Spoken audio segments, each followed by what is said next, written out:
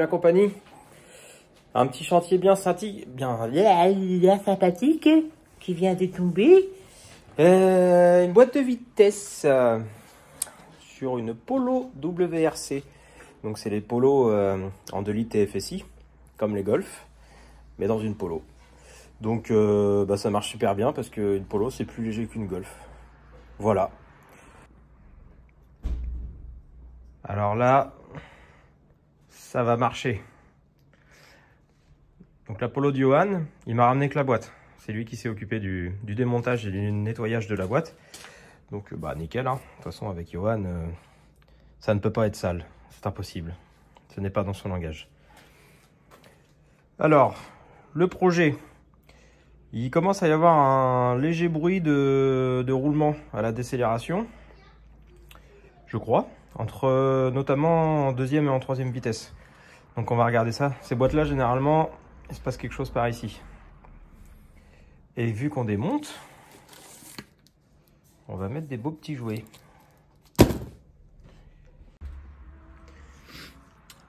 Alors donc suite à ça, on va partir sur une réfection totale des roulements et des joints. Donc on a acheté tout ce qu'il faut bien. La nouvelle visserie ARP pour la couronne du cave. Donc il faut récupérer la couronne d'origine du différentiel et la reposer sur le cave. Tous les roulements. On s'est pris aussi toutes les cales de réglage pour la précharge des roulements. Et moi j'en avais encore un bon stock par ici là. Donc avec tout ça normalement on est bien. Le short shifter. Tous les roulements qu'on a commandés chez Audi directement. Voilà, on est bien. Donc démontage de tout ça. On analyse le pourquoi du bruit et on défonce tout là-dedans. J'ai quand même mis le sélecteur dessus et engagé une vitesse. Je crois que j'ai déjà trouvé le problème. Enfin, en tout cas, je l'entends. Là, il n'y a rien. Là, il y a un frottement. Je sais pas si tu vas entendre en vidéo. Là j'ai passé le frottement. Là, il y a le bruit normal. Là.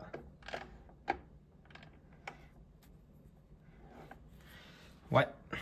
Après, j'espère que c'est pas un pignon. Bon, si c'est un roulement, tant mieux. Si c'est un pignon, pas tant mieux. Allez, c'est parti. Donc, j'ai fait sauter la capsule du cul de boîte. Belle. J'ai commencé à déshabiller la partie sélection. Donc, le capteur de marche arrière. Un immobiliseur d'arbre. Donc, suivant les versions de boîte, il n'a pas forcément tout le temps la même tronche. Là, c'est la dernière version. Non, il y a encore eu un peu plus récent, donc je suppose qu'ils sont passés comme ça maintenant. Et la tulipe côté conducteur. Elle a une vis centrale. Donc je m'étais fabriqué un magnifique outil qui me sert très souvent en ce moment. Donc là on va sortir le sélecteur. Si tu ne sors pas le sélecteur, tu ne pourras pas ouvrir les demi-carters. Là. Et voilà. Donc là, il faut bien tout regarder. Parce que s'il y a quelque chose qui t'échappe, bah, tu redémontes. Et redémonter une boîte quand elle est sur la voiture, c'est pas trop le bon plan. Donc là, niveau sélection, il n'y a pas de problème.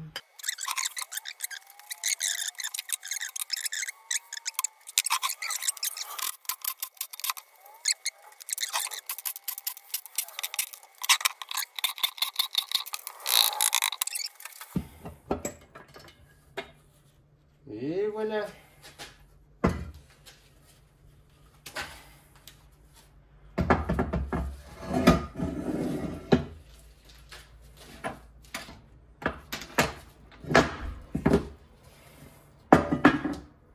Alors,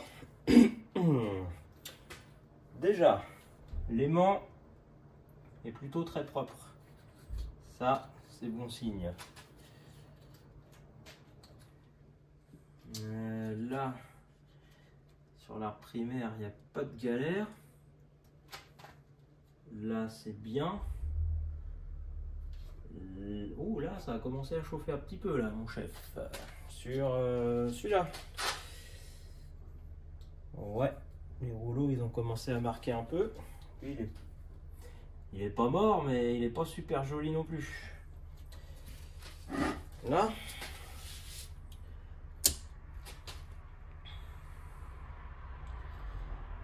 Ah, c'est bien, celle-ci, ils l'ont passée en fourchette acier d'origine. Ah ouais, top.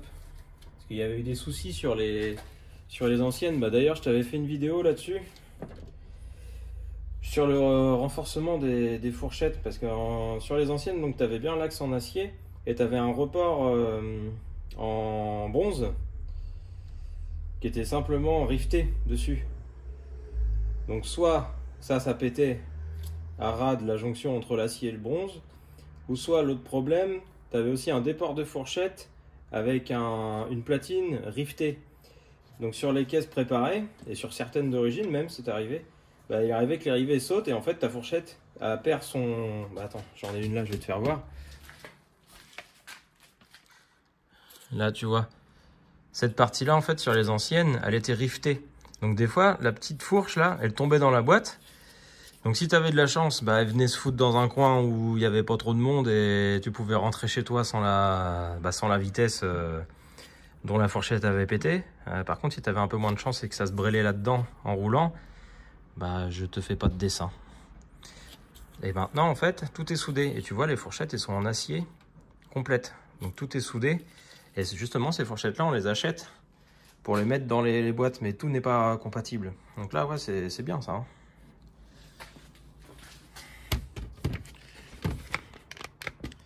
Là. Alors, on va s'enlever le diff. Normalement, lui, il sort tout seul. Voilà. On regarde bien tout aussi au fur et à mesure. Bon, ça serait malheureux qu'il y ait un souci.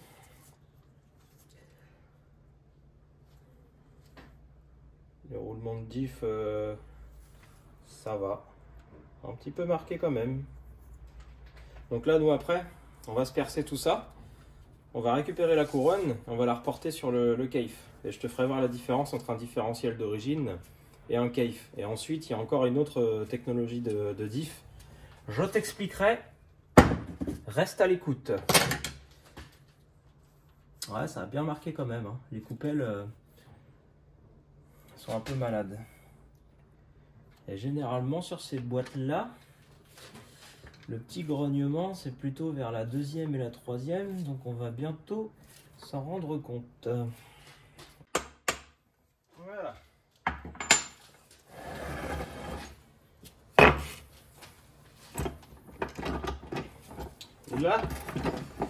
Et là, ça bouge.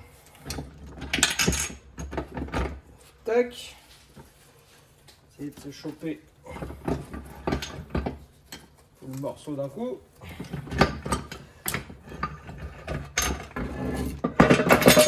Et voilà.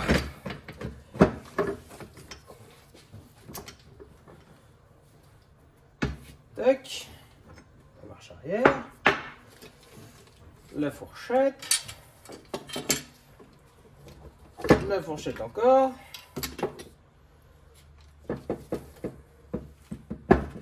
Tac. Et tac. Et la rondelle de marche arrière qui s'est cassée la gueule. Voilà. Alors là-dedans, est-ce qu'il y a des galères? Le roulement de marche arrière. Non.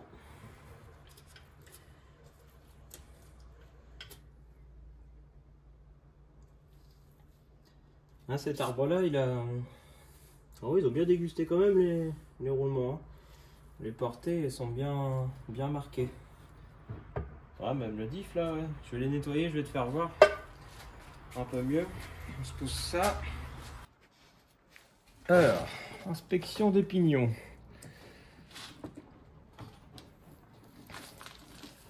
Là, on se les fait un par un. Parce que c'est vicieux, hein. Des fois, tu te dis, ouais, c'est bon. Et puis tu vois qu'il y a un petit coin de dent qui est pété ou une dent qui a une tronche bizarre, différente des autres. Et bah si tu remontes comme ça, après c'est la merde.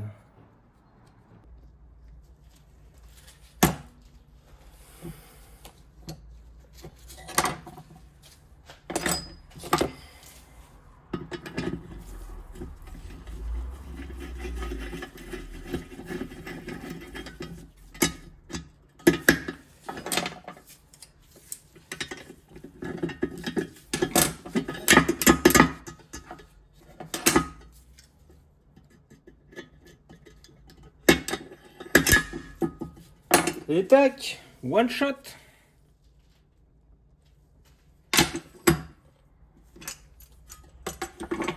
Bon allez, je te reprends quand j'ai fini ça. T'as capté le principe, hein, je pense. Et voilà, le cimetière de roulement. J'ai bien laissé les bagues correspondantes pour prendre mes petites mesures après. Et je vous ferai voir de quel côté il faut régler en fonction de ce que tu démontes. Donc là, on va passer au différentiel. Je vais le foutre dans la perceuse à colonne. Et le but, c'est de faire sauter tous les rivets. Donc il n'y a pas besoin de se faire chier à faire des centrages. Il y en a déjà, tu vois. Il y a déjà des points de centrage pour le forer. Donc on va s'en servir. Et petit à petit, je vais lui percer la tronche. Et après, il faudra faire sauter. Non, il ne faudra pas faire sauter le roulement. On s'en fout, on met un caïf. Donc on peut les laisser dessus. Ça, c'est bien ça. Ça fait économiser du temps. Et ensuite, il faudra par contre là faire sauter les roulements sur les arbres.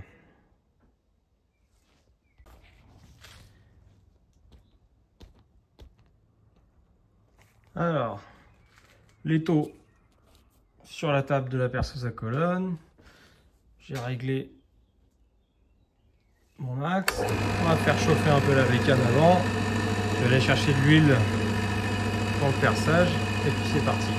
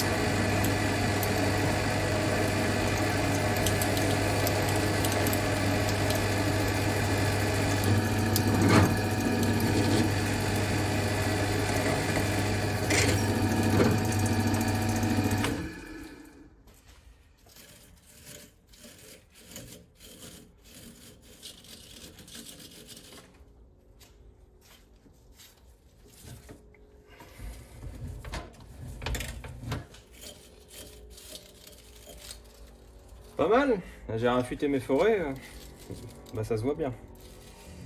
Ça coupe bien. Donc là je me fais tout le tour, déjà avec ce forêt là pour faire les dégagements. Et ensuite je perce au diamètre final. Pour faire sauter les rivets. Après un petit coup de chasse-goupille sur la tête et ça sort tout seul. Bon, vaut mieux rester un petit millimètre sous la cote finale pour être sûr de ne pas toucher la couronne du diff, parce qu'après les goujons ARP ils sont pile poil ajustés pour rentrer en force dans la couronne pour qu'il n'y ait aucun jeu de fonctionnement. Donc forcément si tu défonces la portée, il va y avoir un petit problème quand la puissance ça va passer au sol, hein.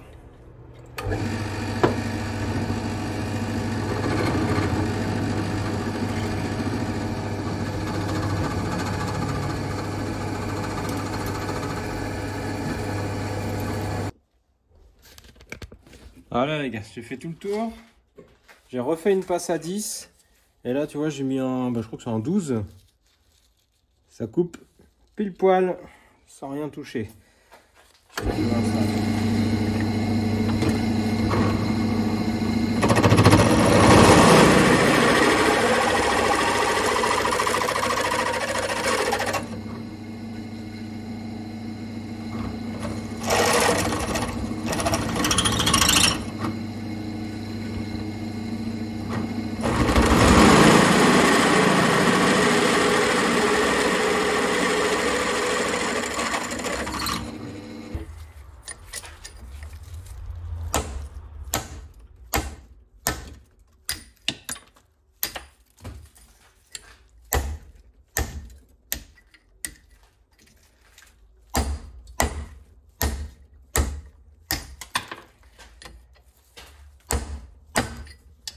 Et voilà, il n'y a plus qu'à chasser le restant.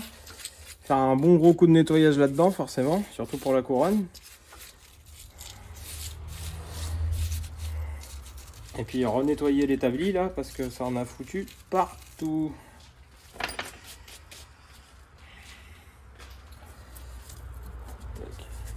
Serrage. On va redescendre un peu la bécane. Voilà.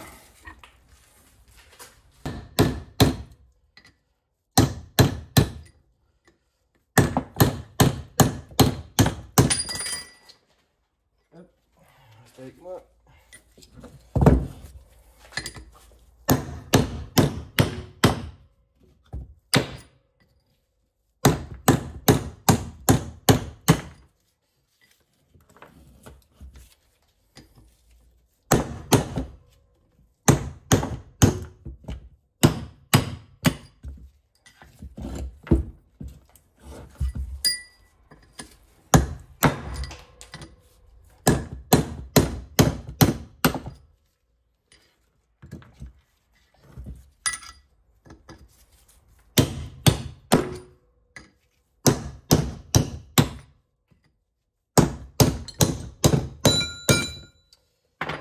Et voilà. Tac.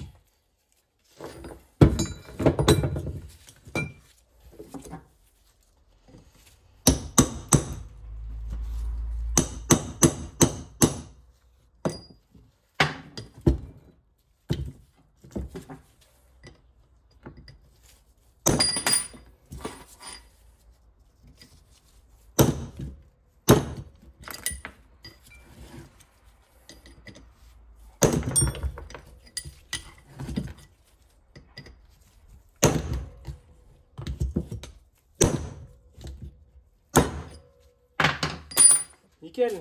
Bon. Gros coup de nettoyage des carters et de la couronne. Gros coup de nettoyage de l'établi. Ensuite, on attaque la dépose déroulement. Elle, ça dépend des boîtes. Des fois, il faut la chauffer à mort pour la rentrer sur le nouveau diff. Et des fois, ça va, tu arrives à la placer. Donc là, tu vois, il n'y a pas de serrage. Elle monte relativement facilement. Voilà. Par contre, sur les keifs, c'est bien raide généralement. Ce que j'aurais même dû faire, c'est foutre le keif au congèle. Elle, je pense que je vais me la mettre sur la plaque électrique chauffante, comme ça elle va chauffer tranquillement pendant que je nettoie tout ça. Enfin, faut que je la nettoie d'abord. Et puis comme ça, une fois qu'elle est bien chaude, je la pose dedans, je lui fous 2 écrous, histoire qu'elle ne bouge plus, et après on est tranquille. Puis ça, tiens, quand j'aurai un tour à métaux, je m'usinerai des trucs. Ça sera mieux.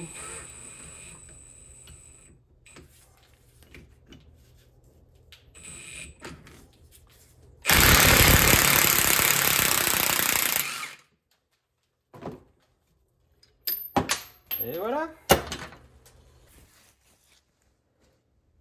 Voilà. Donc là, elle est dans la presse. En plus, celui-ci, on a de la chance, il est super facile. J'ai des plaques ajourées, donc tu vois, hop, posé sur le pignon. Là, il y a un super épaulement, il n'y a aucun risque de casser quoi que ce soit. Et puis, bah là, tout simplement, tu pompes et ça rentre tout seul.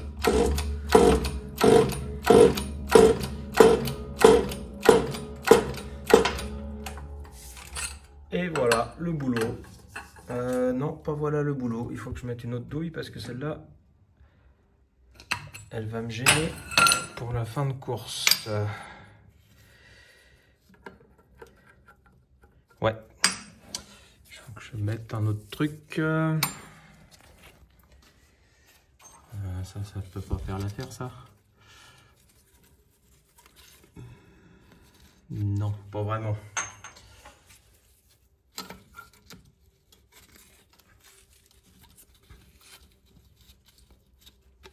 Ça, oui.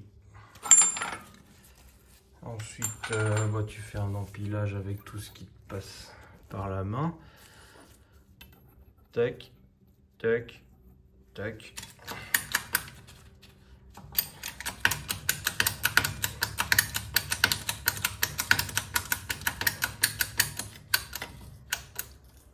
Nice.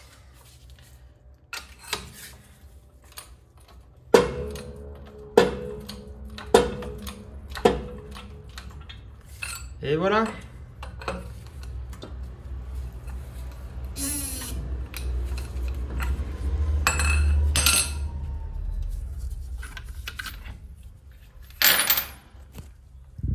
Magnifique.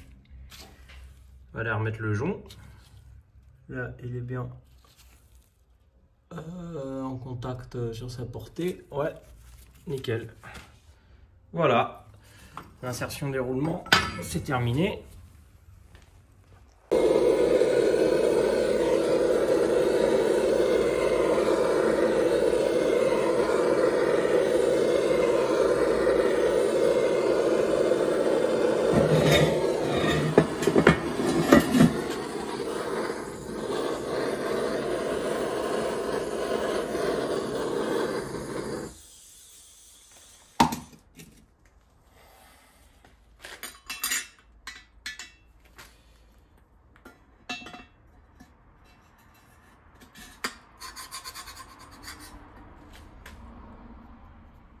Tac.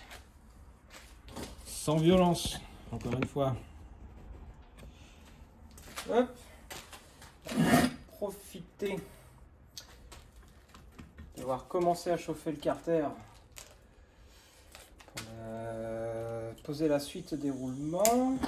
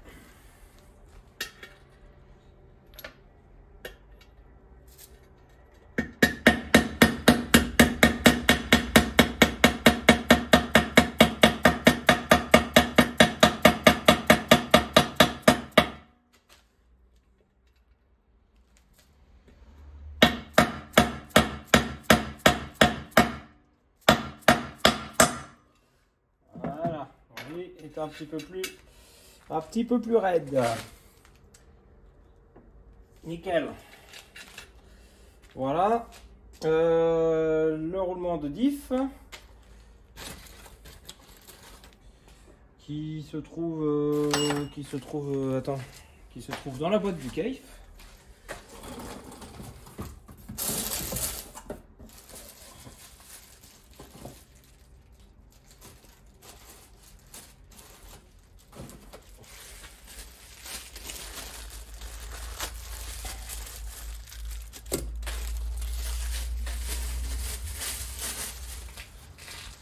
Si je ne dis pas de bêtises, il me semble bien que ce sont les mêmes.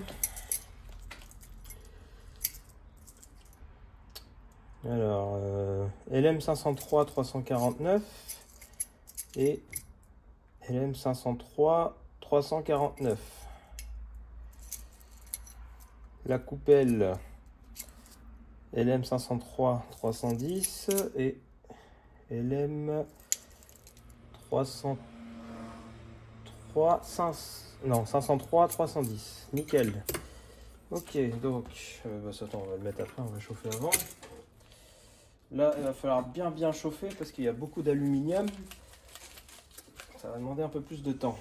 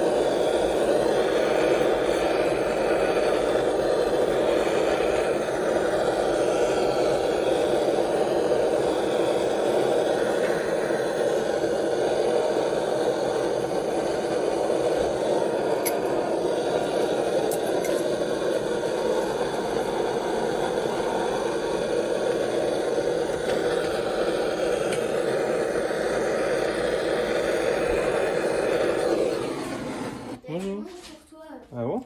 Oui. Okay. Des gens. Il y a la fille, tu sais, pour sa voiture. Ah oui. te mets en pause ta vidéo. Ouais. Alors, donc tous les roulements qui n'ont pas besoin de réglage sont posés dans le carter côté moteur. Donc là, on va s'attaquer au carter côté roue et je vais t'expliquer certaines choses. Il va falloir que tu écoutes bien. Pied à coulisse. Donc celui-là, on a dit on n'y touche pas.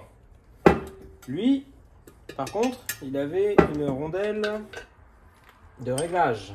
Alors, ça c'était les deux du cul de boîte côté roue qui sont identiques. Donc même coupelle, même épaisseur de rondelle que nous allons mesurer.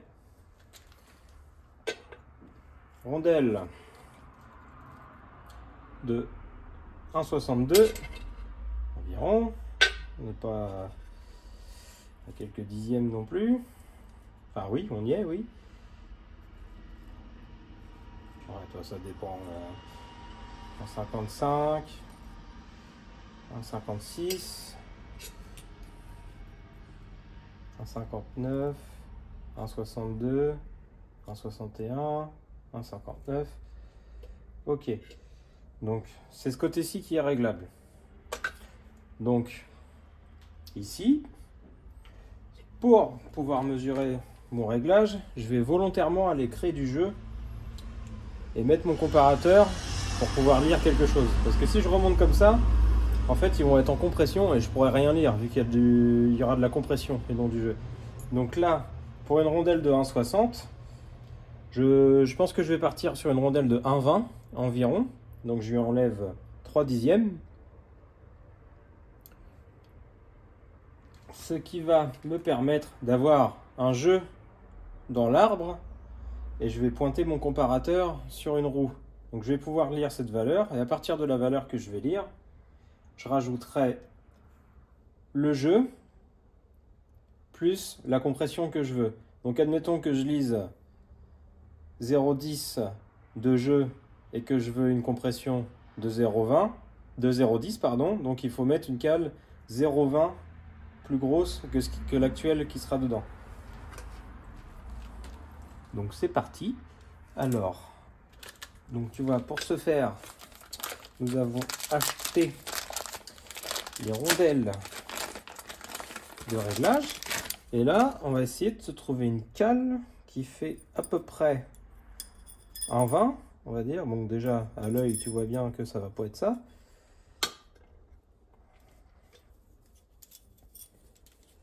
Attends, je vais mettre comme ça. Ça, non. Après, tu peux très bien les empiler aussi. Il n'y a pas de problème. De toute façon, une fois que tu as la coupelle, après, ça marche en compression. Il n'y a aucun problème pour les empiler. 0,9. Là, j'ai une 1. 1,16. Là, on va la mettre de côté si on n'a pas mieux. Oui. 0,8. 1.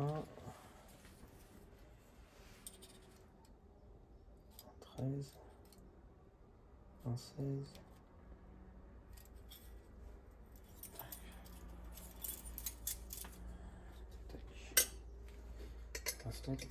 Celle-là. Bah ouais. Ça, ce sont les cales d'origine. Ouais.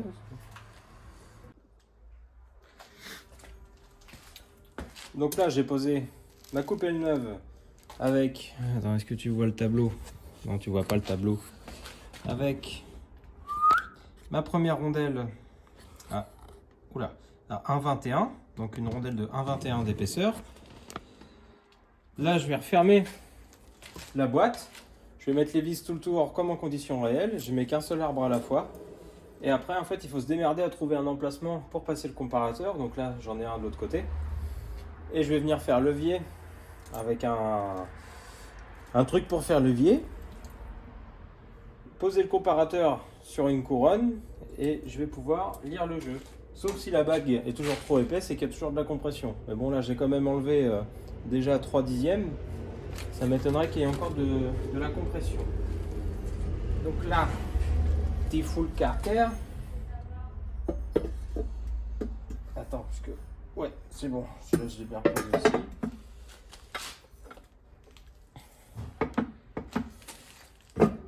Là. Voilà. Ils y ont trouvé. Ouais. C'était sur une chaise.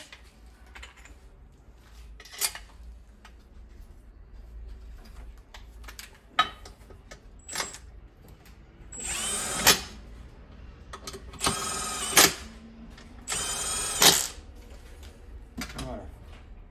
T'es pas obligé de mettre toutes les vis non plus, mais faut quand même s'assurer de bien serrer tout le tour de la boîte parce que sinon le carter, tu vois, il peut se mettre un petit peu en incliné et tu vas complètement fausser ta mesure. Donc ensuite, là, on va s'en mettre un peu par là aussi. Je vais regarder s'il y a bien du jeu avant de continuer.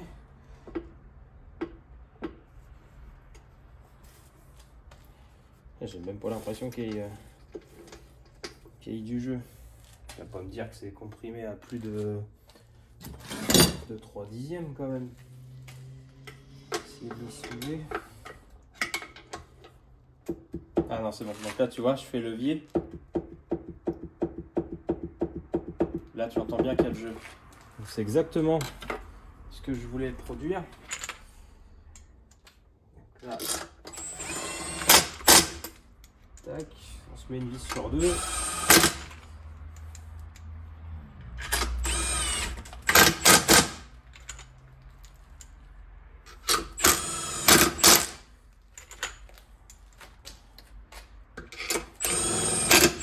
Voilà.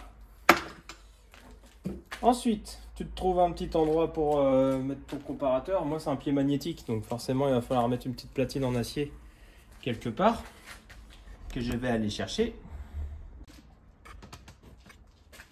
Voilà, donc tu vois, moi je m'étais fait une petite platine avec un trou dedans. Comme ça, tu peux la foutre un peu là où ça t'arrange. Là, en l'occurrence, ici, ça me va parfaitement parce que je vais envoyer mon comparateur dans le trou. Il va juste me falloir une petite vis diamètre 10 mm. Je reviens. Voilà. Diamètre 8 mm, pardon. Tac.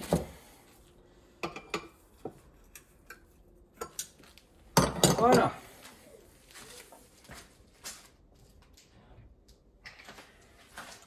Le comparateur. Tac.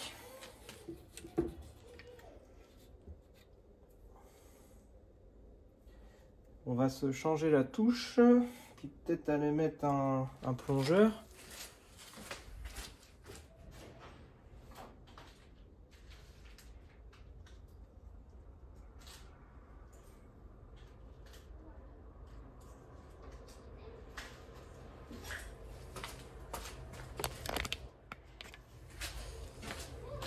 Je vais mettre une touche fine.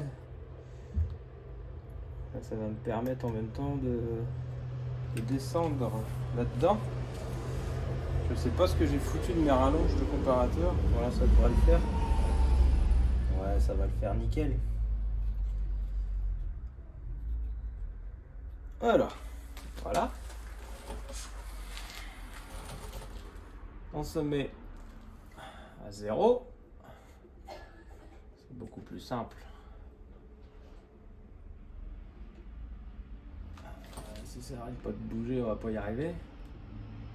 Là. Donc là, la boîte, elle est posée sur la tranche. Donc forcément, le poids de l'arbre fait qu'il est vers le bas. Là, c'est de la physique, c'est de la gravité. Je t'apprends rien. Enfin, j'espère pas. Ensuite, bah, tu te trouves un trou où tu as de la place. Hein. C'est pas toujours facile suivant les boîtes. Et là, attends, je vais essayer de t'emmener avec moi. Voilà. Et là, en fait, tu vois, je me suis foutu sur un pignon. Et là, le but, je vais aller faire levier avec mon tournevis sur l'arbre pour le soulever et je vais lire mon jeu. Tac. Le comparateur il a bougé. Non. Bon, attends.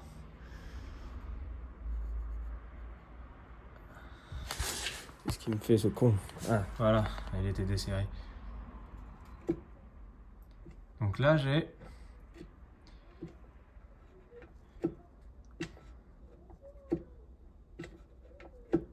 9 centièmes.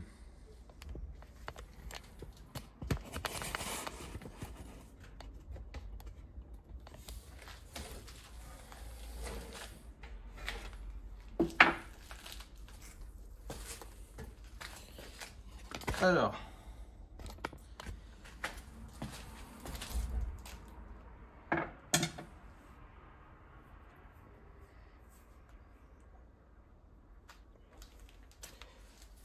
là, 0,09. Donc,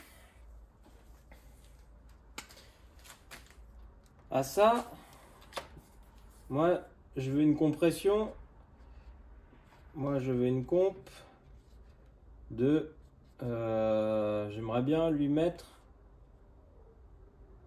8 centièmes environ. Hein. Après, c'est très dur d'avoir le centième près. Donc, tout fait. Tu rajoutes cette cote-là à ma rondelle test pour compenser le jeu pour revenir à 0, plus l'épaisseur de précharge que je veux. Donc là, ça te fait 1,21 plus 0,09, bah ça te fait 1,30. Oui, 1,30. Plus les 8 centièmes, 1,38. Donc là, le but, ça va être de trouver dans ces cales-là une cale qui se rapproche au mieux des 1,38 ou d'en avoir une de 1,38, ce qui serait magnifique. Et comme je te disais tout à l'heure, tu peux faire des combinaisons. Si tu n'as pas la 1,38 pile poil, mais que tu as une 1 et une 0,38, bah t'en empiles 2.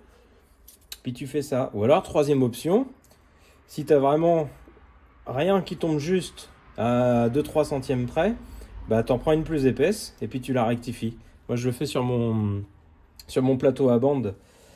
Ce que je fais, c'est que, tu vois, j'aime bien garder les anciennes portées de roulement. On va faire avec celle-là. Je fais ça, je la pointe au TIG, aux quatre coins. Comme ça me fait un support pour la tenir. Et je l'applique sur ma ponceuse à bande. Donc comme ça, tu as un ponçage uniforme et tu arrives à bien réduire la cale de la même épaisseur partout. Parce que si tu la tiens avec les doigts, bah déjà, tu n'as plus de doigts. À un moment donné, ça va chauffer, ça va se barrer tout le temps. Que si tu fais ça, ça marche plutôt très bien. Je le fais souvent sur les DSG et on arrive à des résultats plutôt excellent. Donc on a dit une cale de 1,38.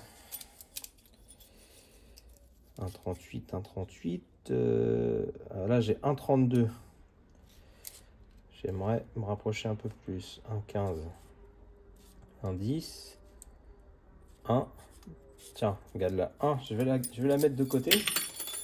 Parce que si jamais j'ai une 0,38, on pourra faire du tuning.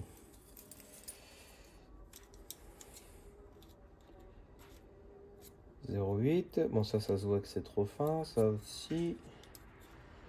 Ça aussi. 1,09. Là, j'ai pas.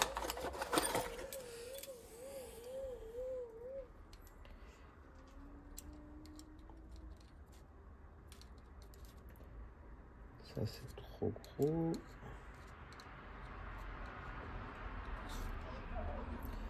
1,44.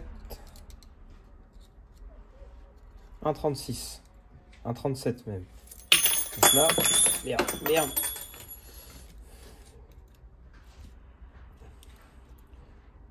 1,35. 1,36. Donc là, tu vois, je pense que c'est vraiment pas mal. J'ai continué de chercher, mais je pense pas que je trouverais mieux.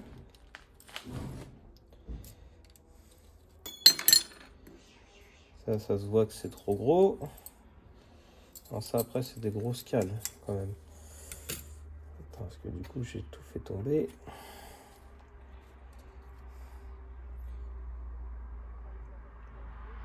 Là, j'ai un 45, ça va comprimer trop fort. Un 50. Un 30. Ça, j'avais déjà. J'en ai pas spécialement de très fines en plus. Donc, ça va être difficile de faire des combinaisons. Non, je pense que je vais rester sur mon choix de celle-ci. On n'aura pas mieux. Ouais, bah tu vois, ouais, ça dépend comment tu mets le... Ça dépend comment tu appuies sur le comparateur, sur le... Merde, comment ça s'appelle? Sur le pied à coulisses. Ouais, t'es entre un 36 et un 38. Celle-là, elle est parfaite. Donc, maintenant que tu as trouvé ça, tu réouvres, tu renlèves ton arbre, tu redémontes ta coupelle, tu mets cette rondelle-là, et voilà. Et après, c'est exactement la même chose pour le reste.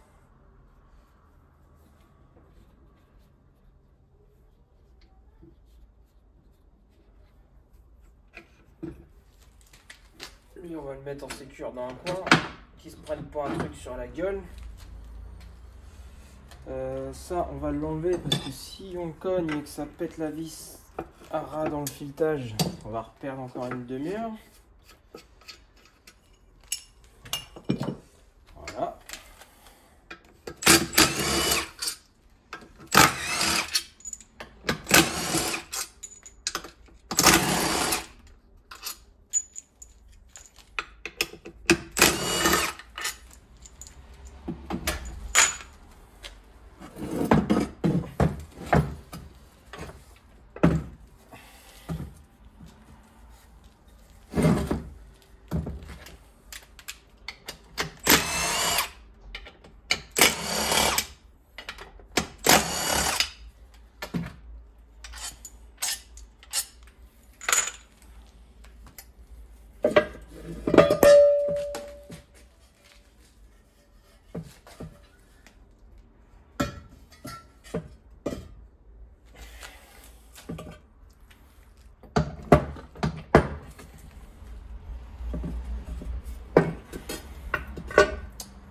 Voilà.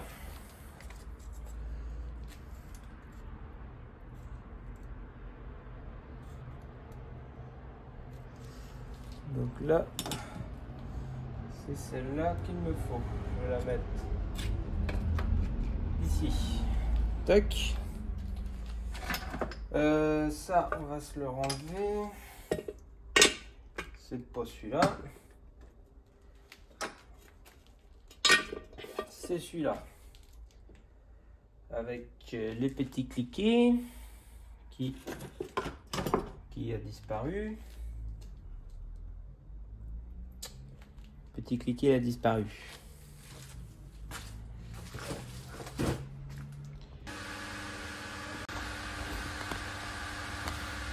Voilà, j'ai remonté la boîte pour contrôler mon boulot. Donc, l'arbre est remonté avec la nouvelle rondelle. Et là, pour voir si tu as bien travaillé, bah tu y mets un doigt. Et là, tu vois, je sens qu'il y a une petite résistance avant le déclenchement de l'arbre. Donc ça m'a l'air excellent. Tu sens que ouais, l'arbre est bien libre, mais il est aussi légèrement comprimé. Donc les fameux 8 centièmes de compression que je voulais atteindre. Sur des petits roulements comme ça suffit largement. Après, quand tu as des trucs bien balèzes, forcément, tu mets un peu plus. Ouais, on sent bien le petit point dur avant le déclenchement. Ouais, c'est parfait. Donc je le renlève. Et suivant. Alors là, je suis au deuxième arbre, les gars. Donc, rien à voir. J'ai mis une cale de 1,43. Il y a l'air d'y avoir encore pas mal de jeux. Donc, même combat. Comparateur. Tac.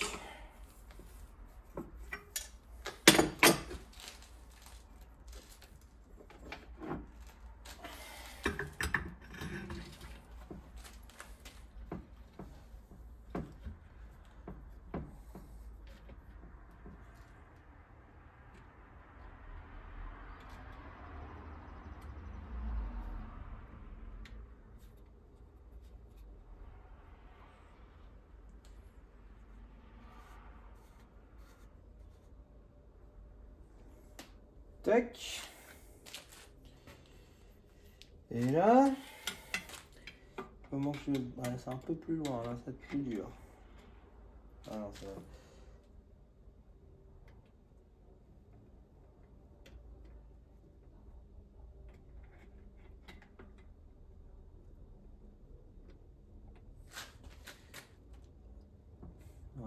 Attends, parce qu'il me semblait avoir plus de jeux que ça tout à l'heure.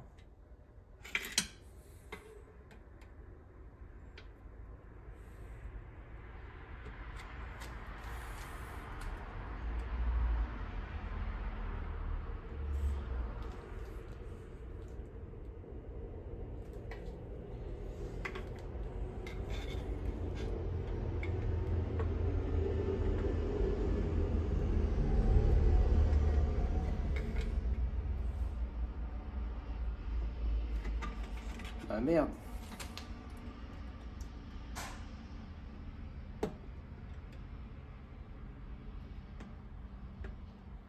Attends. Je suis mal mis. Là, si je prends là, ça va bouger. Par là, je peux pas.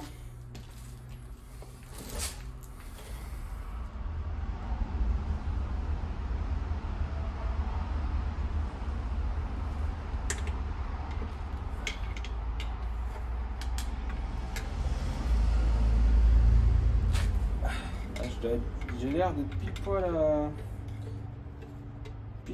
poil à la cote de compression.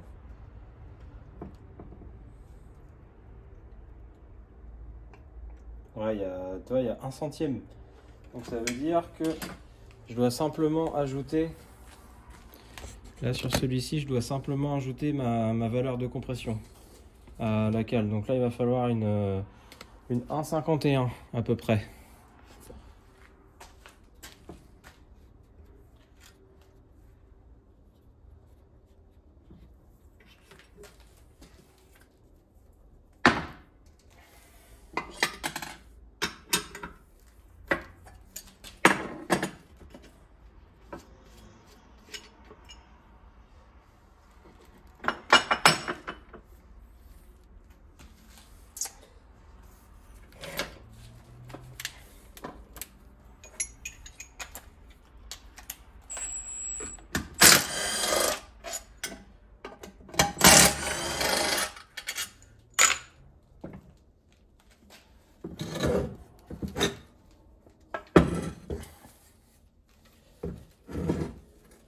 Tac, à noter mon jeu. 1 centième.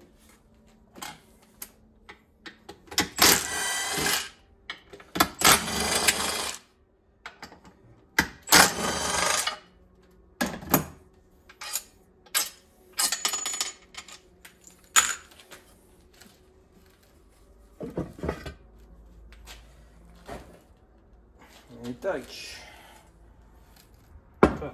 Tu viens là. Tac. Arrache. Là.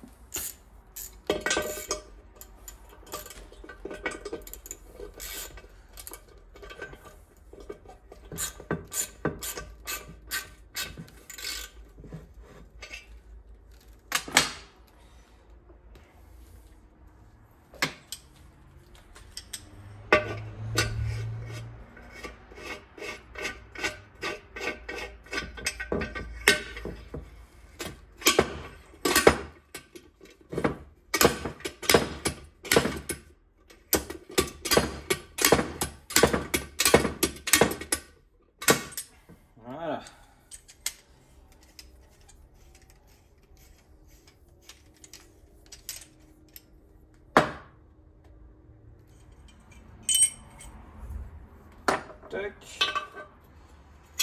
Je vais vérifier l'épaisseur de ma bague pour être sûr de mon calcul. Ouais, tu vois, j'ai mis un 43.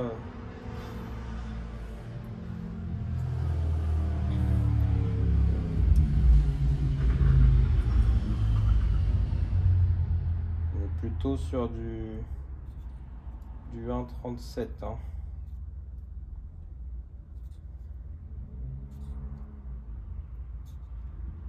Même 1,36. Je sais pas comment j'ai mesuré tout à l'heure, mais c'est pas bon là.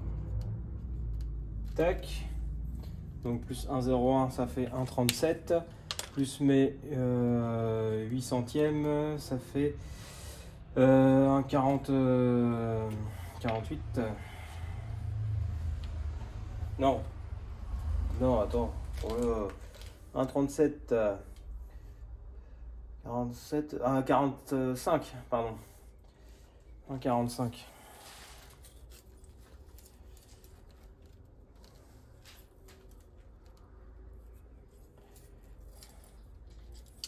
Un 45. Alors déjà c'est sûr que c'est pour ça.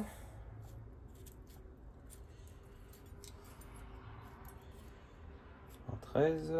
Donc déjà c'est pas celle-là.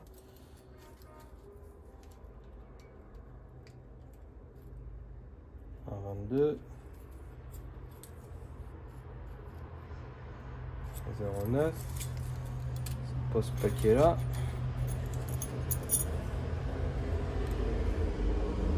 Un 56.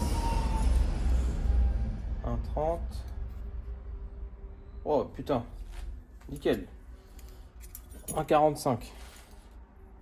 1,46. Ouais, 1,45, 1,46. Ouais. Eh, c'est pas beau ça. Vendu. Tac. Voilà, on va chauffer. On va chauffer un coup le carter pour venir mettre la bague neuve. Oula, il n'y a plus trop de gaz là-dedans. Là, c'est celui du bas.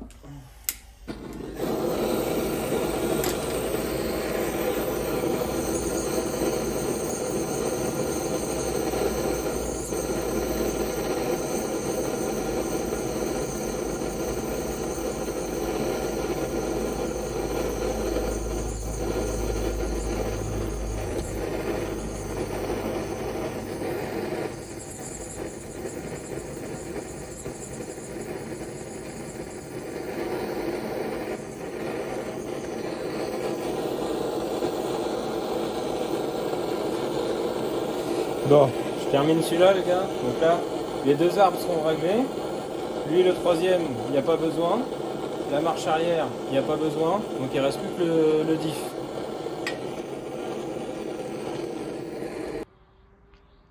Bon, dernier réglage, les gars. Le diff.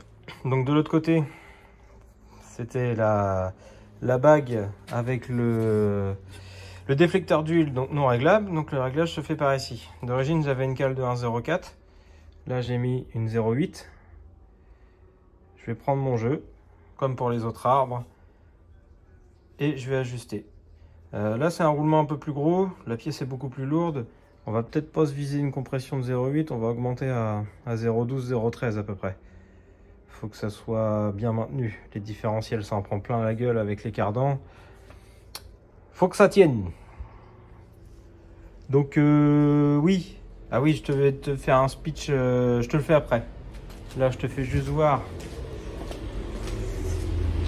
La couronne, elle est en train de chauffer sur la plaque. Et ouais, je sais même pas si ça va suffire. Parce que c'est vraiment une grosse galère à rentrer ces trucs-là.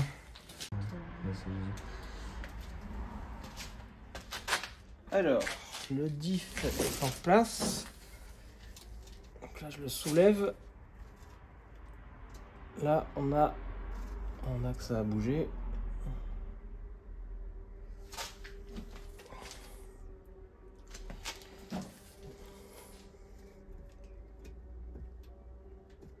Putain, il fait que de bouger, machin.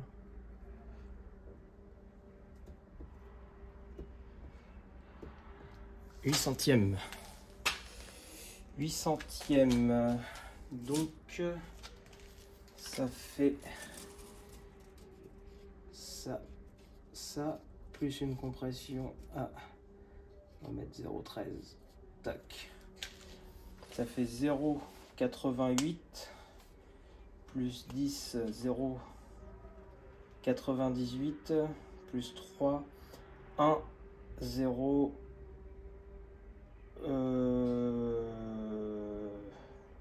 J'étais à combien? Je me rappelle plus. Je recommence. 0,88 plus 10, 0,98. 0,98, ça fait 1,01. Et la cale d'origine, c'était une 1,04. Donc je vais regarder si j'ai mieux, sinon on remet celle d'origine, ça sera très bien. Voilà.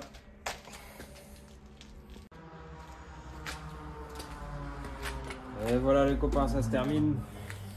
Bah, le plus dur est fait en tout cas. Largement.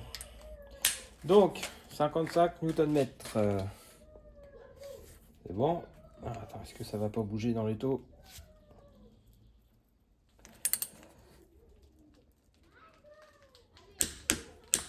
Tac.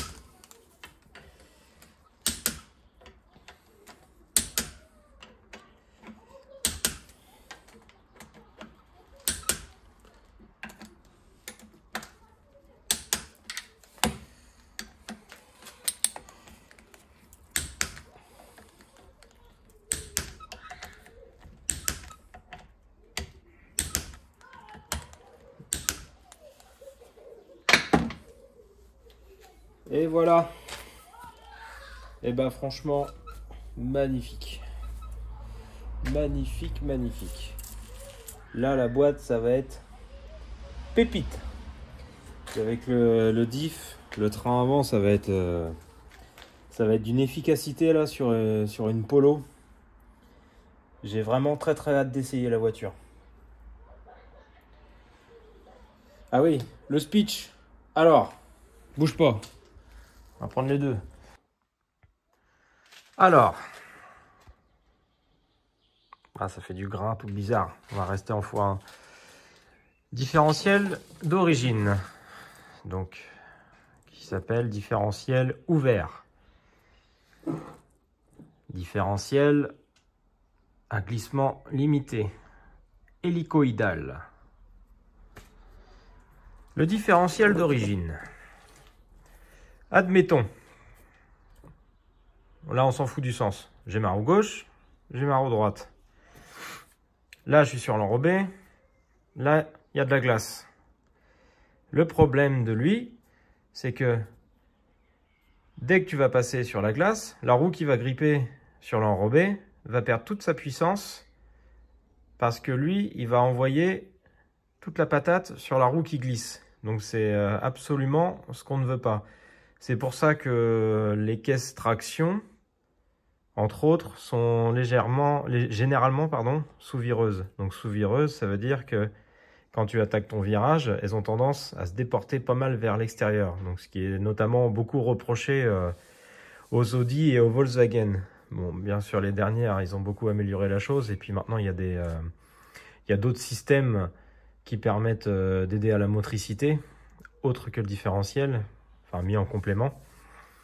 Donc, ça, c'est son problème à lui. En fait, lui, il va pas savoir t'envoyer la puissance sur les deux roues. S'il y a une roue qui perd de l'adhérence, c'est la roue qui perd de l'adhérence qui va se mettre à s'emballer. Et la roue qui grippe encore, elle va recevoir une infime partie de puissance. Mais que dalle. En gros, t'es terré, tu sortiras jamais de ta bouillasse avec ça. Ça, donc, différentiel de type hélicoïdal. Tu as aussi la même chose en différentiel autobloquant à glissement limité à embrayage. Donc lui, c'est pas le cas, c'est un hélicoïdal. Le différentiel autobloquant à embrayage, donc il a la même tronche que lui. Donc les planétaires, les satellites, la couronne dentée et le pignon d'attaque. Donc la dentée, celle qu'on a transposée sur l'autre. Donc il a la même tronche, sauf que là, en fait, si tu veux, il va avoir un carter avec un embrayage. Les embrayages, ils vont être derrière le planétaire, si je dis pas de bêtises. Attends, satellite ou planétaire, je sais jamais lequel des deux c'est. Enfin bref, tu as les disques d'embrayage derrière. Donc on reprend le cas de la roue qui patine d'un côté et qui grippe de l'autre. Donc on va rester dans le même sens. La roue gauche grippe, la roue droite patine. Et bien là, si tu es en embrayage, en diff avec embrayage, ce qui va se passer, c'est que dès que celle-là va se mettre à patiner, le pignon là, il va prendre de la survitesse, le disque d'embrayage va coller et il va emmener la roue qui grippe. Donc ce qui va se passer, c'est que la motricité va être bien répartie sur les deux roues. Donc tu sortiras beaucoup plus facilement avec ce type de diff. Et après, forcément, si tu transposes ça à une utilisation circuit, tu te doutes bien que la motricité en sortie de virage et la tenue dans la courbe de ton virage, avec ça, forcément, tu auras beaucoup plus de patates sur la roue qui sera le plus délestée. Donc lui, c'est différent encore, tu vois, on peut les apercevoir. Donc lui, ça fait comme des dentures torsadées, si tu veux, donc hélicoïdales. Donc tu vois, on les aperçoit. Donc là, il y a ça tout le long. Et tu en as une autre hauteur qui dépasse par rapport à celle-ci. En fait, c'est un peu le même principe que l'embrayage. Lui, il va tourner à une vitesse. Ceux qui sont là, que tu ne vois pas, ils vont être donc à la même vitesse que ceux-là. Et d'un seul coup, quand ta roue elle va perdre du grip, ceux qui dépassent, ils ont une roue crantée qui va venir gripper et entraîner l'autre roue pour avoir une puissance répartie sur les deux roues. L'avantage de celui-là, c'est qu'il y a zéro entretien. Comparé à un diff avec embrayage, lui, il baigne dans l'huile de boîte, tu n'as absolument rien à y faire. Un différentiel autobloquant avec embrayage, donc la même tronche que celui-ci avec l'embrayage, tu as l'usure des embrayages internes et tu as aussi des précharges à régler. Parce que généralement, ils sont vendus avec des ressorts de dureté différentes pour pouvoir plus ou moins faire motricer la roue qui grippe. Donc il y a un petit peu plus de boulot sur les trucs à embrayage. Par contre, ils sont personnalisables. Donc tu peux vraiment l'adapter à ton style de conduite, à l'utilisation de ta voiture. Bon là, le Keiff, c'est déjà une sacrée tuerie. Et une fois que tu l'as monté, tu fais plus rien, quoi. C'est plus résistant et plus facile d'entretien. Voilà pour la petite parenthèse. Et voilà, tout est reposé.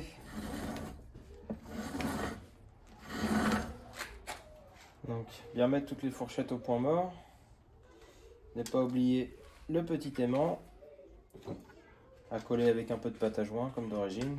Je vais le coller juste après. Et les rondelles de marche arrière. Voilà. Et là, il y aura juste la petite subtilité du roulement de cul de boîte avec le méplat. Donc, j'ai fait un repère. Je vais bien le positionner. Je vais chauffer le carter pour le dilater. Et normalement, ça devrait rentrer tout seul.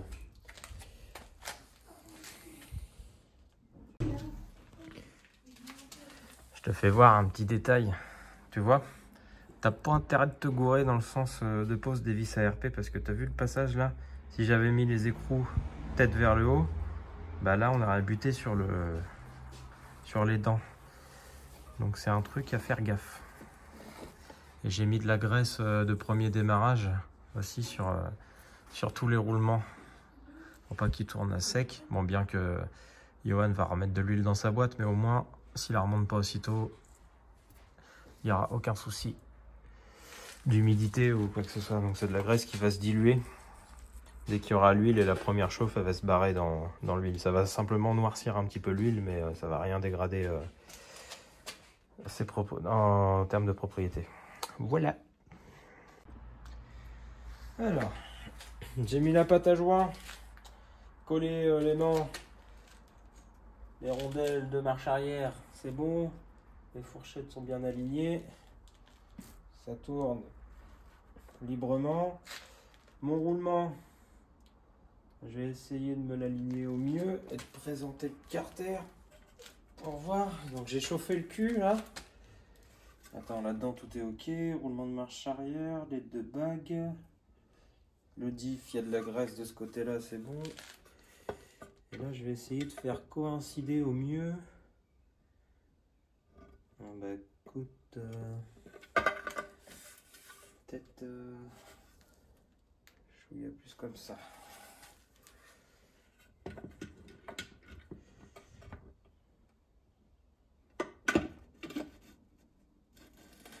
Ça glisse tout seul. Ça glisse tout seul. Maintenant, je pense qu'il faut se dépêcher. Et voilà les amis, c'est terminé. Il ne me reste plus qu'à serrer le contacteur de marche arrière. Qu'est-ce que j'ai fait en off? Alors déjà, j'ai galéré à refermer les demi-carters parce que le roulement avec le méplat, j'y arrivais pas. Je m'y prenais mal. Et en fait, j'ai fait différemment. J'ai réinversé. J'ai viré ce carter-là plus tôt. Et en fait, tu as la vue sur le roulement quand tu présentes tous les arbres dans ce carter-là. Donc j'ai simplement fait un demi-tour, j'ai viré celui-là, j'ai vu avec mon œil et j'ai emboîté quand mon œil m'a dit que c'était ok. Voilà, nickel. Y a tout qui se passe bien, hein. Ça tourne rond là-dedans. C'est nickel. Toutes les vitesses, il n'y a aucun problème. Tac. Et le point mort. Joint 9. Joint 9 de l'autre côté. Ici, il y avait une bague jonc de 2 mm d'épaisseur. J'ai réussi à passer une 2,24. Ici, il y a juste besoin d'avoir le roulement bien plaqué sur le carter. Donc là, c'est parfaitement le cas. C'est nickel. Capuchon 9 avec son cerclage remis. Un petit coup d'étanchéité de filet 577 là-dessus et sur le contacteur de marche arrière. Le petit joint spi d'axe de sélection 9. Toute la visserie bien serrée, les tulipes serrées. Et voilà, il n'y a plus qu'à remonter et à s'amuser. Bon, bah c'est terminé pour cette vidéo. J'avais filmé plein d'autres trucs que je veux pas monter au final parce qu'on en a rien à foutre. J'avais filmé un embrayage sur une Mini, mais qu'est-ce qu'on en a à branler de regarder ça, franchement. On s'en fout. J'avais filmé aussi le remontage complet d'une Skoda Octavia RS. Mais le problème, c'est que ça m'a tellement fait chier que j'ai arrêté de filmer, ça m'a pris la tête. Il manquait toutes les vis. En fait, je commençais à vous filmer des plans et je cherchais des vis. En fait, c'est pas moi qui avais démonté ce bloc-là. Et le mec, il a perdu toutes les vis. Donc, j'ai galéré. Ça m'a dégoûté de vous filmer ça.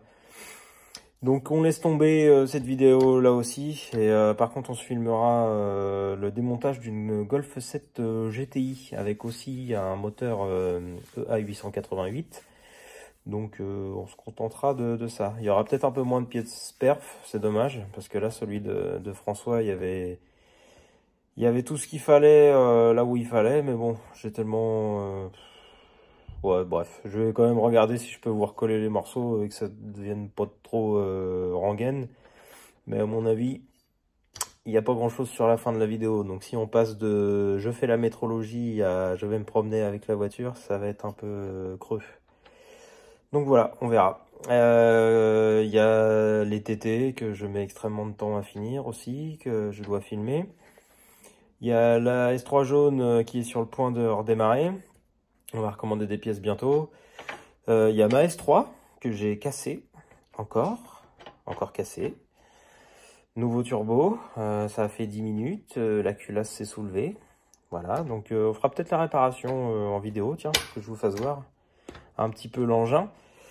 Qu'est-ce qu'il y a d'autre? Va y avoir de la soudure, pas mal de soudure, ça c'est cool. Ça fait un petit moment et ça me manque.